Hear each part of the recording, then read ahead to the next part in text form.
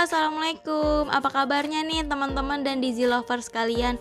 Untuk kali ini aku mau ngelanjutin tentang alur cerita di Rilis Ertugrul episode 3 part 1. Tapi sebelum kita mulai alur ceritanya, jangan lupa di like, komen, dan subscribe ya guys. Terus kalau bisa di share ke teman-teman kalian. Check it out. Di awal episode 3 ini diperlihatkan bahwa Karatoiger telah berhasil menyerang rombongan karavan yang dipimpin oleh Gundoldu. Dan yang terlihat selamat hanyalah Gundoldu seorang. Karatoiger mengatakan pada Gundoldu bahwa Gundoldu tidak pantas menerima ini. Ia sudah mengatakan pada ayahnya Sulaiman Shah kalau ia tidak menyerahkan para tawanan, ia akan membuat langit runtuh menimpanya. Dan sekarang ia harus memilih apakah Sulaiman Shah tetap mempertahankan tradisinya atau anaknya. Namun dengan siasatnya Gundoldu berusaha untuk melarikan diri. Yakalayın! Durdurun şunu! Dan di Sukukai, Ertugrul yang sudah kembali dari Aleppo langsung menemui ayahnya. Ia memberikan berita baik bahwa mereka telah memiliki tempat berlindung. Tapi tugas mereka tidaklah mudah. Namun ayahnya mengatakan bahwa Sukukai tidak pernah mencari kemudahan. Allah telah memberkahi mereka semua ujian dengan pertolongannya. Dan tidak lupa pula Ertugrul pun memberikan salam pada ibundanya. Lalu ayahnya menyuruh Ertugrul untuk beristirahat dan mengatakan bahwa ia akan mengadakan pertemuan. Dan Ertugrul lah yang akan memberitahu tentang kabar baik itu. Di sisi lain, ada Halimah yang sedang bersantai di bawah pohon rindang sambil menikmati pemandangan. Tiba-tiba, Halimah mendengar seseorang datang menghampirinya. Ia pun segera beranjak dari tempatnya sambil siaga memegang belatinya. Ertugrul. Dan ternyata, Ertugrul lah yang menghampirinya. Ertugrul melihat Halimah yang tampak ketakutan bertanya padanya, apakah ia membuatnya takut? Lalu Halimah menjawab bahwa ia tidak takut, hanya saja ia terkejut karena Ertugrul pulang begitu cepat. Ertugrul pun mengatakan sesuai apa yang ia sudah katakan bahwa ia akan memacu kudanya tanpa henti agar ia segera kembali. Dan Halimah pun tersipu malu. Lalu Halimah bertanya pada Ertugrul apakah ia membawa kabar baik dari Aleppo. Adakah tanah untuk mereka? Ertugrul pun membenarkan hal tersebut. Dan Halimah pun merasa bersyukur akan hal itu. Şükürler olsun. Halimah menyadari bahwa hadiah yang ia berikan tergantung di pedangnya Ertugrul. Ertugrul mengatakan bahwa benda itu selalu berada di dekatnya. Benda itu selalu mengingatkannya untuk selalu tegar. Ketika ia dalam kesulitan, benda itu selalu mengingatkannya pada Halimah. Tidak hanya itu pula, Ertugrul pun memberikan Halimah hadiah dari Aleppo. Hadiah itu adalah sebuah cermin yang indah. Halimah pun sangat menyukai hadiah itu. Ketika Halimah memandang dirinya di dalam cermin, Ertugrul pun ikut mendekat, lalu mengatakan bahwa ia ingin Halimah juga bisa melihat keindahan yang ia lihat di dalam cermin itu. Tiba-tiba, dengan wajah yang murung, Halimah mengatakan bahwa setiap mimpi pasti memiliki akhir. Dan membuat Ertugrul bingung dan bertanya padanya apa yang telah terjadi pada Halimah. Halimah mengatakan dengan cemas bahwa Karatoiger telah mencoba untuk menculik Halimah dan keluarganya. Ia mengatakan bahwa Karatoiger tidak pernah berhenti untuk mengejar mereka. Ertugrul pun berusaha untuk menenangkan Halimah dan ia berjanji bahwa ia tidak akan pernah meninggalkan Halimah. Ketika Ertugrul kembali ke perkemahan, ia pun segera menghampiri Deli Demir. Ia bertanya pada Deli Demir, apakah benar anak buah Karatoiger telah menyerang tenda Halimah. Deli Demir pun membenarkan dan berkata bahwa ia sudah memberi mereka pelajaran. Ertugrul yang tampak marah mengatakan kepada Deli Demir bahwa ia sudah mengamanahkan tenda Halimah padanya. Bagaimana mereka bisa masuk dan menyerang tenda Halimah? Melihat Deli Demir yang tampak merasa bersalah, Ertugrul pun berterima kasih pada Deli Demir karena berkatnya Halimah dan keluarganya bisa selamat. Deli Demir mengatakan bahwa bukan hanya dialah yang menyelamatkan mereka, ada Afsin Bey juga. Ia adalah seorang saudagar yang datang ke perkemahan Sukukai. Dan Deli Demir juga berkata pada Ertugrul bahwa di setiap kejadian selalu ada hikmahnya, yang mana kalau tidak penjahat-penjahat itu datang, Halimah dan keluarganya sudah pergi malam itu. Ertugrul yang tampak kecewa mendengar bahwa Halime akan pergi, ia pun segera meninggalkan Delidemir dan kesatrianya. Dan di dalam sebuah tenda terlihat Halime sedang memandangi cermin yang diberikan Ertugrul padanya. Lalu Aikis datang dan melihat cermin itu. Lalu ia bertanya padanya apakah Ertugrul yang telah memberikannya. Halime pun hanya tersenyum menjawabnya. Aikis mengagumi hadiah itu dan mengatakan bahwa Ertugrul selalu memikirkan Halime. Namun melihat Halime yang tampak murung, ia pun bertanya pada Halime, apa ada yang menyakitinya? Halime pun menceritakan kegundahan hatinya pada Aikis bahwa sepanjang hidupnya ia harus terus berpindah. Tapi untuk pertama kalinya Halime merasa sedih karena harus berpindah dari suku Kai. Aikis pun mencoba untuk menenangkan Halime dan berkata kalau ia tidak mengerti dari siapa Halime harus berlari. Tapi ia tahu sekarang bahwa Halime tidaklah sendiri. Ertugrul Bey tidak akan pernah membiarkan Halime untuk pergi. Sedangkan di kastil pasukan Templar, Eleonora menghampiri Mario yang sedang memberi makan para burung merpati. Eleonora mengatakan pada Mario bahwa ia ingin mengunjungi kuburan ayahnya. Ia ingin berdoa untuk ayahnya di sana. Dan ia mengatakan sebelum orang Turki itu membunuh ayahnya, Mario lah yang terakhir kali melihatnya. Mario pun berkata bahwa orang Turki itu menyeretnya bermil-mil sebelum ia kehilangan penglihatannya. Dan terakhir kali yang ia lihat adalah ayah dari Eleonora. Lalu Eleonora berkata bagaimana kalau ayahnya belum mati? Mario lah yang menguburnya saat matanya sudah buta. Bagaimana kalau yang Mario kubur bukanlah ayahnya melainkan orang lain? Lalu Mario menjawab bagaimana mungkin ia tidak mengenali tuannya yang sudah bertahun-tahun ia layani. Mario yang meninggalkan Eleonora segera datang menemui Petruchio.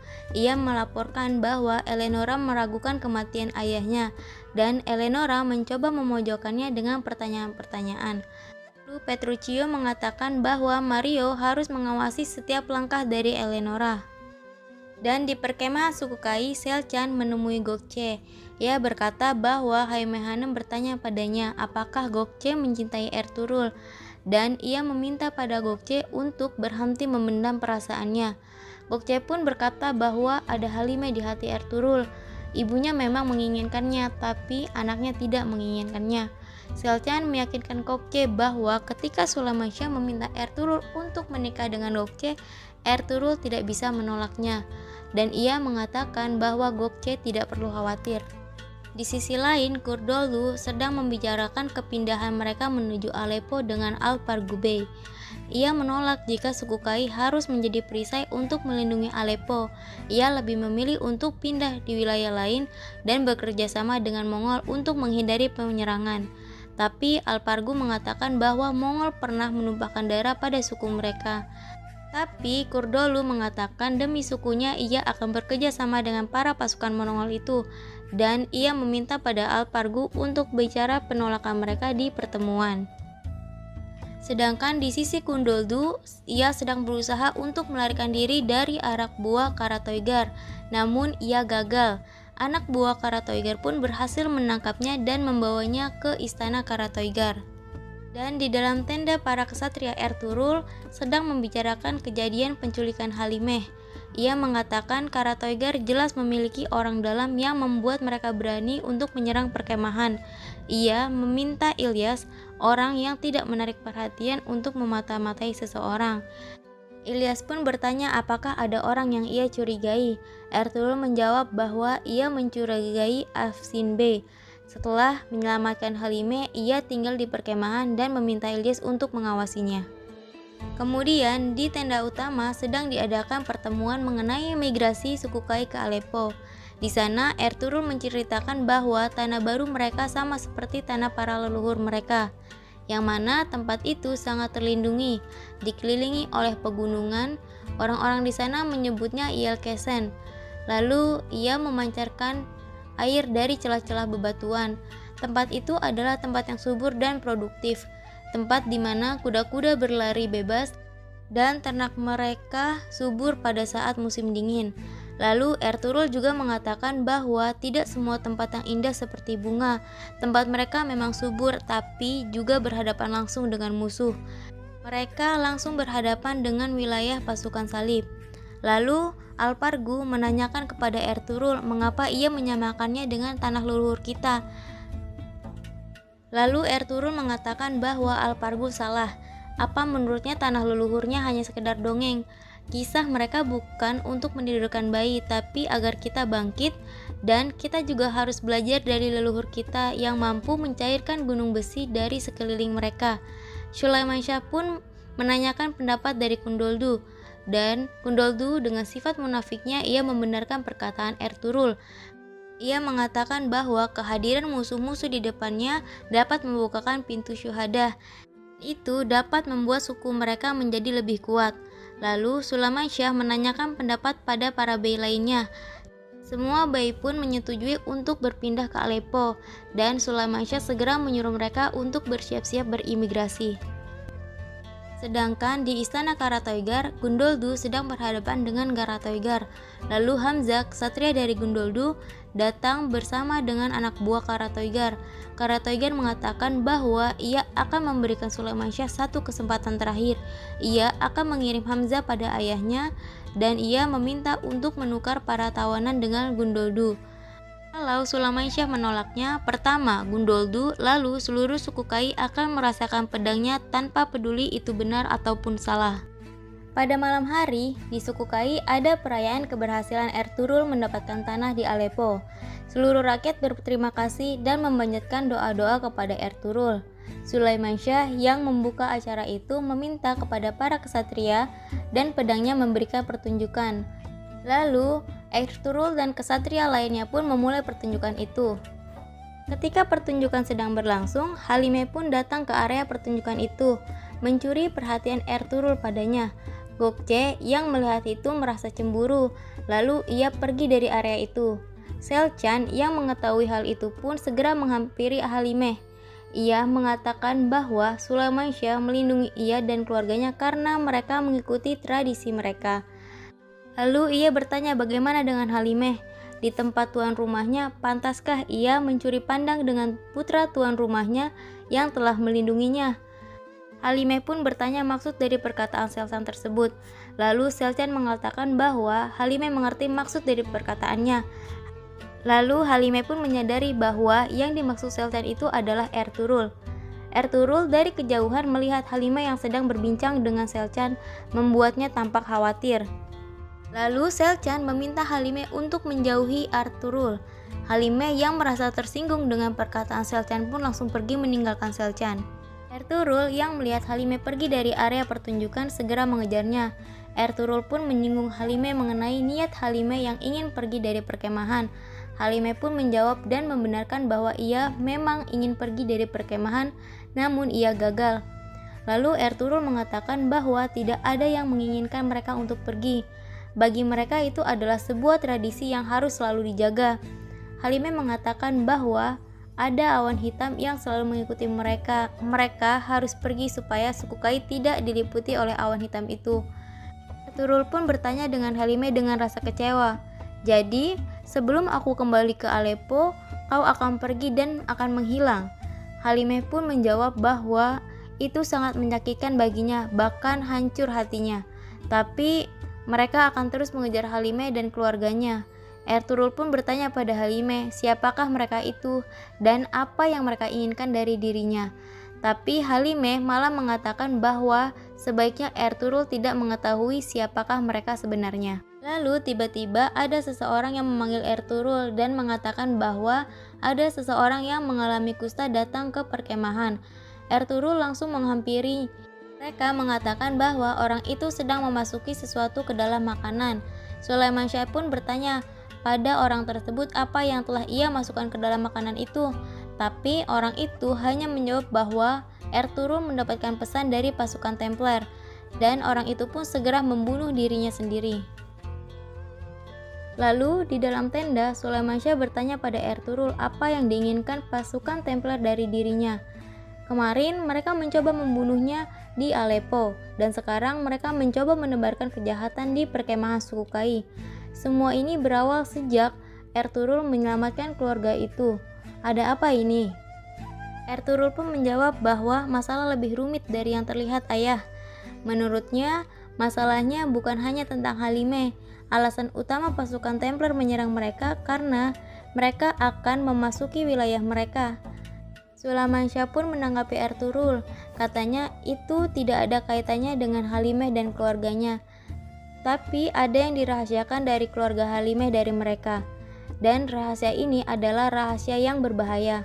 Lalu Sulaimansyah mencoba mengingatkan Ertugrul bahwa mereka itu adalah tamu mereka, tentu mereka adalah mahkota di kepala mereka, tapi tidak lebih dari itu Ertugrul. Tidak mungkin putri suku ini berasal dari orang asing. Lalu ia mengatakan bahwa ia akan menikahkan Ertugrul dengan Gökçe.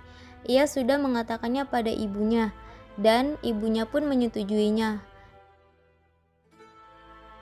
Mengetahui kegundahan hati anaknya, Haime Hanım pun menghampiri Ertugrul. Ertugrul pun bertanya pada ibunya, apakah yang dikatakan ayahnya itu benar? Apa Gökçe akan benar dinikahkan olehnya? Haime mengajaknya untuk duduk lalu mengatakan bahwa Gökçe adalah gadis dari seorang bey. Ia dibesarkan oleh keluarganya. Kita tahu sifatnya dan juga tahu silsilah keluarganya. Ertugrul pun mengatakan bahwa ia tahu itu. Dan ia bertanya pada ibunya, apakah ibu tahu isi hatinya? Haime menjawab bahwa Halimehlah yang ada di dalam hatinya, dan mengatakan bahwa Halime mungkin hari ini di sini, tapi tidak selamanya. Kita tidak tahu mereka. Mereka bilang mereka adalah pedagang. Ayahmu tidak membantah itu. Tapi ayahmu tahu kalau mereka bukanlah seorang pedagang. Dia mengatakan bahwa mereka adalah tamu dari Allah, jadi ia tidak pernah curiga.